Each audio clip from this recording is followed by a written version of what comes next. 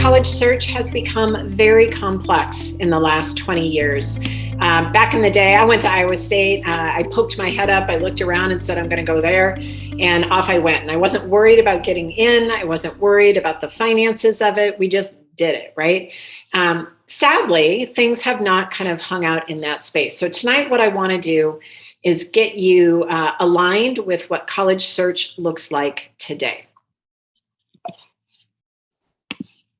So if you're unfamiliar with College Inside Track, we've actually been helping families navigate college search for the better part of 15 years. We're actually in year 16.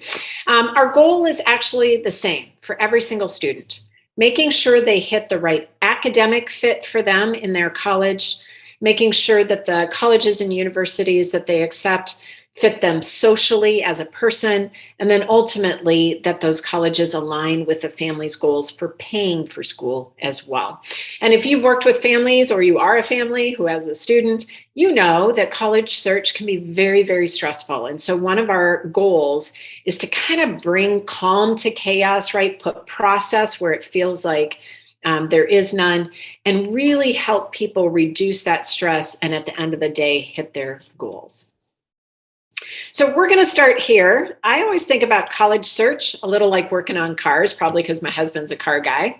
And when Paul pops the hood of the 77 Toyota Land Cruiser he is restoring, looks like this pretty much.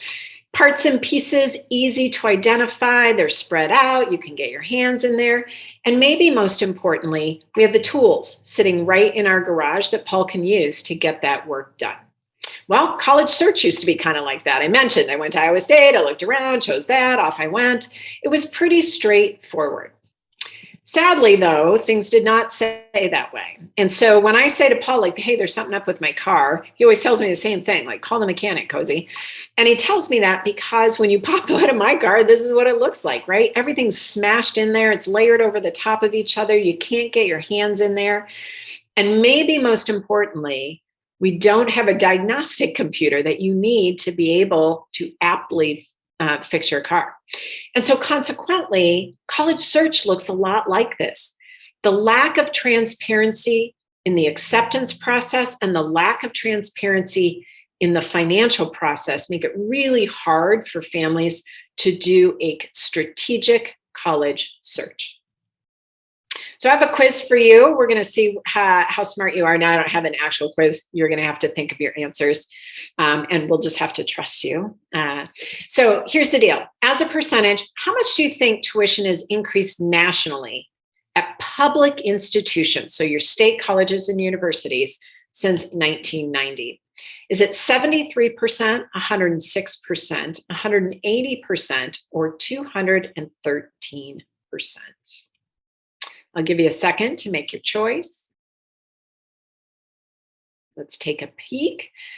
Public institutions since 1990, so the last 30 years, have gone up 213%. Their private colleagues have actually gone up 415%. But before you get out your wet noodles and start lashing those private schools for those increases, I want you to take a peek. Now, these are upper Midwest schools. But I live in the state of Minnesota. You can see University of Minnesota sitting at 570%, University of Michigan at 1,053%, University of Wisconsin hitting in that same range.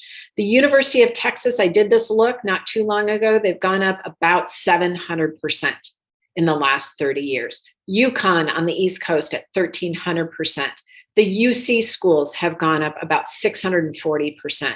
So these public institutions far outpacing the other public institutions in their states, certainly far outpacing that average and far outpacing the private schools even.